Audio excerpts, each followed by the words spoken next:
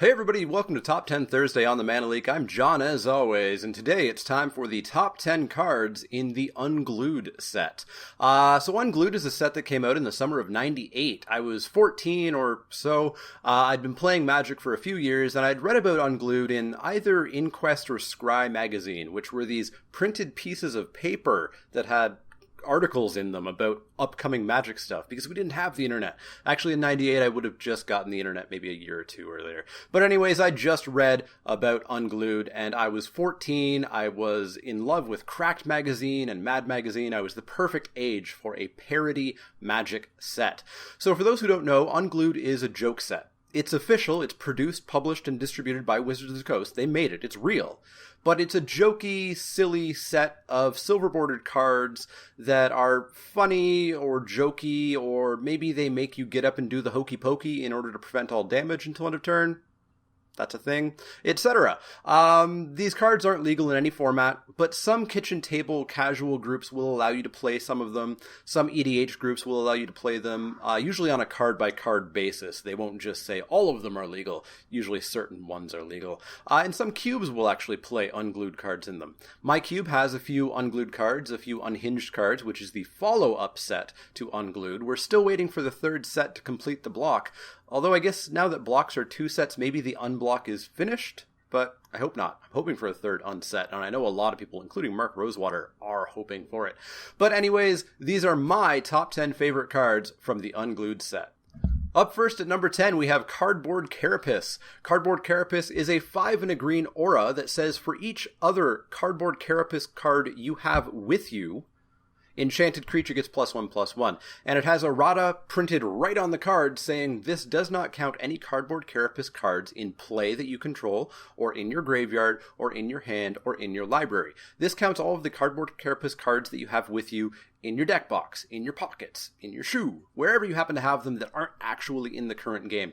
I enjoy cards like this, and there's a lot of cards like this in the Unglued set, and there's some in other sets, namely the Wish Cycle from Judgment, I think, and Glittering Wish from Future Sight, which are cards that actually care about cards outside of the game. And I think that's a really cool idea. It's not functional, it's not a good idea. I think it's just a fun idea. It, of course, values, or it gives an advantage to the people who can afford multiple copies of these cards, who can hunt down multiple copies of these cards, and gives a disadvantage to those who don't. So I don't think it's a good idea, but I think it's a fun idea. It is a high mana cost, though. 6 mana for this aura, so you better hope that you have a stack of these sitting beside you. You don't want to have one of these and get +1/+1 for 6 mana. But anyways, number 10, Cardboard Carapace. Up next at number 9, we have Bronze Calendar. Bronze Calendar is a 4 generic mana artifact that says your spells cost 1 less to play as long as you speak in a voice other than your normal voice. If you speak in your normal voice, sacrifice Bronze Calendar. And the flavor text says every page holds a month, every date a numeral. Very deep, but not really. Anyways, I don't really care about the text of this card. That's not why it's on the list. It's not on the list because it makes your spells 1 less. It's not on the list because you have to talk in a funny voice or anything like that. It's on the list because of the art.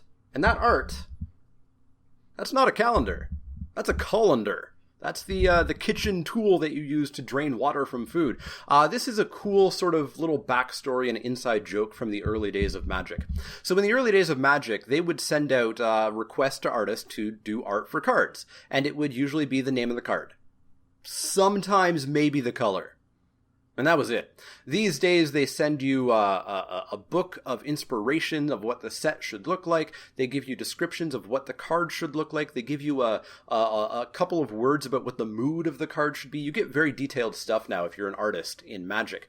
But in the old days, you would just get the name and maybe the color. That's why Force of Will looks like a red card. It doesn't look like a blue card at all. The art is very red. It's because Therese Nelson didn't really get much information on it. In fact, I think they may have even told her it was a red card at first, but I can't quite remember. Anyways, this most famously occurred with the card Hylopterus Lemure. I think that's how you say Hyalopterus, but we'll see. Anyways, a Lemure is a type of spirit or ghost, but the artist who was given the card didn't know that, and they thought it was a lemur. And so they drew that. Or they didn't draw it, they probably painted that. Yeah, that's clearly a lemur. The ring-tailed animal from the island of Madagascar. So Bronze Calendar is poking fun at that, obviously making it seem as though the artist got this request to do art for a bronze calendar, and they misread it, or they didn't know what a calendar was, but they knew what a colander was, and so they drew a bronze colander. Anyways, number 9, because of the backstory, because of the inside joke, bronze calendar. Up next at number 8, we have Squirrel Farm. Squirrel Farm is 2 and a green for an enchantment that says pay 1 and a green, choose a card in your hand, covering the artist's name, reveal the card to target player. If that player cannot name the artist, reveal the artist's name, and put a squirrel token into play. Treat this token as a 1/1 green creature. The flavor text says, and the ignorant shall fall to the squirrels. Chip, verse 2, line 54. Or chapter 2. I don't know how to quote Bible verses at all. Anyways, there's several reasons this card makes the list. I like when Unglued art does something to the card itself. Like in this case, there's bite marks all over the border, making it look like squirrels have gnawed away at the card. And Unglued does this, breaking the art border a lot. And I really like the art of that when they do cool things with that. I also love that squirrels are kind of a legitimate creature type in Magic's history. We have things like Hermit Druid that makes squirrels and makes squirrels bigger. Squirrels are a legitimate creature type, and I love that they continued it with this. And then finally, I love that this card actually makes you care about the artist's name. So many Magic players don't care about the art. Magic would be the exact same game to them if it was just a card of text. They don't need the art, they don't care about it, they don't care about the artists and all the work that went into it. I love the art. Art is one of the huge reasons that I play Magic, and I love knowing who the artists are and recognizing them when, there's a really good piece of art. So the fact that this requires you to name the artist in order to stop your opponent from getting a squirrel is really cool. So, number 8, Squirrel Farm. Up next at number 7, we have The Cheese Stands Alone. This is 4 white for an enchantment. If you control no cards in play other than The Cheese Stands Alone and you have no cards in your hand, you win the game. And then the flavor text says the meat, on the other hand, has frequent visitors. So I talked about this very recently in the top 10 alternate win conditions, top 10 Thursday, which, by the way, has gone crazy. It's suddenly, out of nowhere, become like my 3rd most viewed video, and all the viewers came from like a couple of weeks after I published it. So if you're new to the channel, welcome. Hopefully you enjoyed that video, and hopefully you continue to enjoy all of the other videos that I have. But yeah, I love this card just because it's one of the earliest, if not the first, alternate win conditions in Magic's history. There's very few, if any, cards that came before this that allowed you to win in any way other than decking your opponent, killing your opponent, or giving them 10 poison counters is what the original thing was. But yeah, I love this. It's just a cool brand new way of winning Magic when this came out. Plus, come on, look at the superhero cheese there. It's kind of cool. But anyways, number 7, The Cheese Stands Alone. Up next at number 6, we have Hurloon Wrangler. Hurloon Wrangler is 2 and a red for a summon Minotaur. It's a 2/2 and it has Denim Walk. Denim Walk says if defending player is wearing any clothing made of denim, this creature is unblockable. So it's like Landwalk, but it cares about denim clothing that your opponent's wearing. The flavor text says nothing comes between me and my didgeridoos. Didgeridoo, of course, an old card that cares about Minotaurs. I think it allows you to play them for free or something like that. And of course, it's a reference to an old slogan for a jean company that I can't remember the name of at the moment. Anyways, this is another card that cares about something outside of the game, like Cardboard Carapace, for example. In this case, it cares about whether your opponent is wearing denim. Now, very interestingly, I think this card might have been more powerful back in the 90s. In the 90s, if you weren't around for it, which starts to date me pretty severely, denim was popular. More than just jeans, there were jean jackets, there were jean backpacks, there were jean hats. Denim was popular. So denim has kind of faded away. A lot of people don't even wear jeans too much anymore. But yeah, I think this might have been more powerful back then. I think it's lost some of its power. Denim Walk, not quite as good as it used to be. But anyways, this card is hilarious because it cares about something outside of the game. But more than that, it actually required Mark Rosewater to give some clarification, saying that removing one's pants is a game action. But it's a game action that can't be responded to, like Morph, for example. He also clarified that slow pants removal should be considered slow play and would get a judge called on you. I just enjoy that Mark Rosewater had to discuss what sort of game action removing one's pants were. So just, if somebody goes to attack with Hurloon Wrangler, you can remove your jeans, and they can't respond to it. So Just so you know. Anyways, number 6, Herloon Wrangler. Up next at number 5, we have 3 cards, Rock Lobster, Paper Tiger, and Scissors Lizard. These are all 4 generic mana artifact creatures that are 4/3s, and each of them says, so-and-so cannot attack or block. So Rock Lobster beats Scissors Lizard. It says Scissors Lizard cannot attack or block, and similar for the other ones. The flavor text are fantastic. Scissor Lizard says nothing beats the lizard's sheer power, S-H-E-A-R. Rock Lobster says many take the lobster for granite. Not granted, granite. And Paper Tiger says the tiger is always quick to fold. Puns! I love puns! Flavor text puns are the best, and these are some of the earliest puns that are out there. Plus, there's a little game of rock, paper, scissors inside of your game of Magic, which is always fun. These creatures are also kind of all rightly costed. A 4/3 for 4, especially from that day and age of Magic, is really well costed. Normally that would have cost you like 5, maybe even 6 mana back in those days. I guess they thought the rock, paper, scissors beating each other was enough of a downside to downgrade the cost. But in addition, some people will actually use these as their random way of deciding who plays or draws a game of Magic. They'll put down 3 of these, shuffle them up, you pick one, they pick one, and whoever wins gets to play or draw first. Just as a judge, as a quick note, please make sure you check with your judge if it's okay to use that method. As well, please make sure that you always choose first. That way there's no possibility that you're looking at little imperfections or marks to make sure that you beat your opponent. So please pick your card first. But anyways, number 5, the rock, paper, scissors creatures. Up next at number 4, we have BFM, Big Furry Monster. Big Furry Monster costs black, black, black, black, black, black, black, black, black, black, black, black, black, black, black. 15 black mana. No generic mana whatsoever. What do you get for it? Well, you get Summon, the biggest, baddest, nastiest, scariest creature you'll ever see. It's a 99/99, and it says you must play both BFM cards to put BFM into play. If either BFM card leaves play, sacrifice the other. BFM can be blocked only by 3 or more creatures. The flavor text says it was big. Really, really big. No, bigger than that. Even bigger. More. No, more. No. Look, we're talking krakens and dreadnoughts for jewelry. It was big, said Arna Kennerud Sky Knight.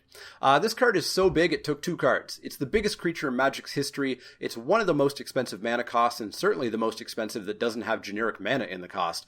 Its ability is pretty mediocre, but come on, it's a 99/99. This is another example of one of those crazy things that Unglued sets were able to get away with that we may never see in real Magic sets. Or will we? A few months ago, pictures started showing up of an Endbringer from Oath of the Gatewatch that was printed across 2 cards with a slightly different border, and on the back side, or the front side, were 2 actual cards. I think one was Ob Nixilis.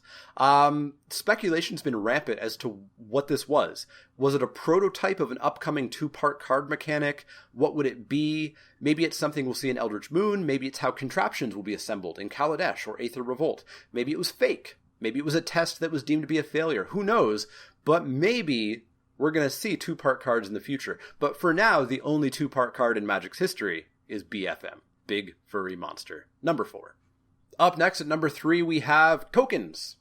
These ones aren't actually cards. These are tokens that were inserted in some of these packs. Now, you guys playing Magic these days, you know what tokens are. You see them all the time. They're in almost every pack nowadays. But Unglued had tokens for goblins, Pegasi, sheep, humans, squirrels, and zombies. Tokens have been with Magic since Alpha, with the Hive, which produced Hornet tokens, or possibly Insect tokens, I don't recall, and especially with Thalids and Fallen Empires, which produced Saproling tokens. A few unofficial tokens had been produced, some by Wizards inside of those Inquest and Scry magazines, but these tokens in Unglued were the first time where they ever printed them in booster packs. And they were a hit, like a huge hit. People loved these tokens. So Wizards went with it, and they started putting tokens in every single pack. I just love that Unglued, a joke set that was meant to be laughed at and then kind of forgotten and moved on from, actually impacted Magic even to today. So if you like those tokens in each booster pack that you get, you can thank Unglued for those tokens. Up next at number 2, we have Ashnod's Coupon. Ashnod's Coupon is 0 mana for an artifact that says tap, sacrifice Ashnod's Coupon. Target player gets you target drink. There's a rata printed on the card. you pay all costs for that drink. The flavor text says, limited time offer, void where prohibited, limit 1 per purchase, valid only in participating duels. This coupon is non-transferable and invalid if shattered, crumbled, detonated, pillaged, or otherwise disenchanted. Cash value less than 1/20th of a cent. Offer not valid in Quebec, Rhode Island, or where prohibited by law or the DCI. I love this card, again, as a card that functions outside of the game of Magic. I've never actually used it, despite having owned 1 or 2 throughout my Magic history, because really, what fun is it if you have to pay for the drink? But, if you really want a drink and you don't want to have to get up to leave the table, here's your out. A very cool little card, but boy would it suck if the drink that you wanted had hexproof. Anyways, number 2, Astronaut's Coupon. Finally, at number 1, we have Chaos Confetti. Chaos Confetti is 4 mana for an artifact that says pay for, tap it, for some reason, tear Chaos Confetti into pieces. Throw the pieces onto the playing area from a distance of at least 5 feet. Destroy each card in play that a piece touches. Remove the pieces from the game afterwards. And the flavor text says, and you thought it was just an urban legend. So here we are, probably one of the most iconic Unglued cards out there, Chaos Confetti. For those who don't know, this is based on a card, Chaos Orb, which functions very similarly, except you just flip the card, and any cards that it land on become destroyed. They just get removed. Actually, I think they get exiled. They get removed from the game. But anyways, this is a card that's not legal in any format. It's banned in Vintage, Legacy, everywhere. Banned everywhere. But it is played in 93-94 Magic, which is a very niche type of Magic that uses the rules of Magic from 93-94. So mana burn, damage on the stack, and it does allow Chaos Orb. However, they have changed the text of it so that you pick a card and destroy it. That way, there's no bonus to people who practice their dexterity. It's still just a game of Magic. It's not a game of Magic mixed with tiddlywinks. Plus, it makes it so that you don't have to play with your cards spread all the way out. But anyways, Chaos Orb. There was a big urban legend that even I heard in a small town where I didn't go to Magic stores. I heard this urban legend. There's an urban legend that in a tournament, somebody was playing Chaos Orb. And in those days, when Chaos Orb was still legal, you would play with your cards all spaced out. You would take up a space this big to play, 10 cards, just so that none of them could be touched by one Chaos Orb. So a player played his Chaos Orb, he looked at the board, he paid his mana, he tapped it, he sacrificed it, and then he ripped it into pieces and threw them. And many pieces hit many cards, and a judge, of course, was called, and the judge, so impressed with the creativity of the play, said, you know what? I'm going to allow it. Now, that never happened. There's no evidence, there's no proof. I've never found any evidence of this actually happening, but it was an urban legend that spread far and wide. Everybody had heard of this urban legend about the ripped-up Chaos Orb. So when Unglued came around, Wizards decided, you know what? We're going to make this card real. We're going to have a card that you tear up, throw, and destroy everything. And I love it. It's, again, another sort of inside joke made real on a Magic card. But that's going to wrap it up for the top 10 cards, or at least my top 10 favorite cards from the Unglued set. Let me know which ones were your favorite from this list, or ones that I missed. Did you really like Blacker Lotus? Did you really like the one with the really long name that I can't remember the name of? Let me know in the comments down below. But as always, if you have any questions, comments, or suggestions, you can find me on Twitter at The Mana Leak. That's L-E-E-K, like the vegetable, not the card. You can also find me at facebook.com/TheManaLeak and twitch.tv/TheManaLeak. You've already found me here on YouTube. Please make use of that comment section. Click that thumbs up icon and the subscribe button if you enjoy my content and want to see more. But as always, if you have any questions, comments, or suggestions, let me know. Otherwise, see y'all next time.